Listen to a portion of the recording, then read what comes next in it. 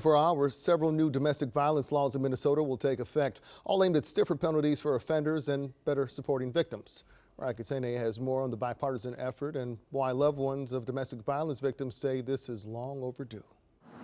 The gloom of grief hasn't left Simone Hunter in nearly a year. Every day there's like a reminder. Reminders of her sister Mariah Samuels, who last September was murdered by an ex-boyfriend despite having an order of protection against him and contacting Minneapolis police for help just hours before she was shot and killed. I think it's going to be something that is I'm going to carry forever. It makes me sick, man. I'm still baffled when I think about it. So yeah. Simone says her sister did everything she was supposed to as a victim of domestic violence. Both Native American women and Black women in Minnesota are murdered at higher rates by intimate partners. On Saturday, several new Minnesota laws related to domestic violence will take effect in a bipartisan effort, lawmakers say, to strengthen protections for victims and improve the justice system. As a prosecutor and a legislator, I have seen the system fail the victims too many times. Some of the new laws focus on ensuring alleged abusers surrender their guns, providing $12 million for victim services and organizations,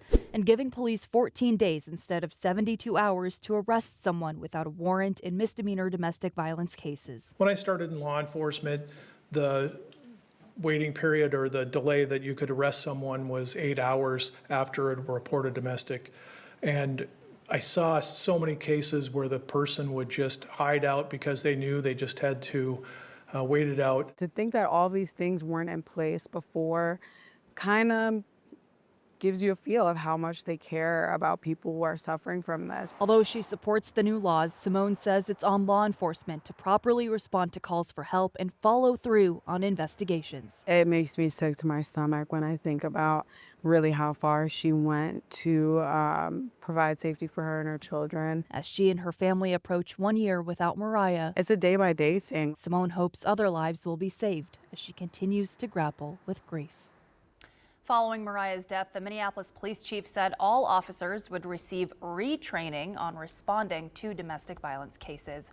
And Simone tells me she and her family would like to pass their own law in honor of Mariah, which would call for more accountability and potential consequences for officers who are handling these cases. For so many victims and loved ones, this is definitely a long time coming, and based on the bipartisan support, a lot of lawmakers agree. Absolutely. I mean, this is something that they themselves said should have been done a long time ago. Mariah, thank you.